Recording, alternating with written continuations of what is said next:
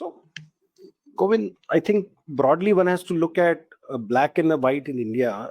The moment you are informal, you don't deal with any compliance. The minimum wages is not applicable. A Factories Act is not applicable. Payment of wages, payment of bonus is not applicable. Contract Labor Regulation and Abolition Act is not applicable. A maternity is not applicable. None of those acts are applicable, and that's why vast majority of the 63 million enterprises in India, they continue to stay informal. But the moment you become formal, the moment you cross the 10 threshold for ESI and 20 for PF, and you become formal, then the floodgates open for you.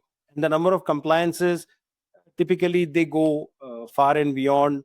The numbers disproportionately rise. And I think we don't have a mezzanine layer in the country where we say that unless you cross another threshold, we can maintain, we consider you as a low risk enterprises, and we can reduce the number of obligations, we can reduce the complexity of these obligations. The moment you cross 20, suddenly the floodgates open for you.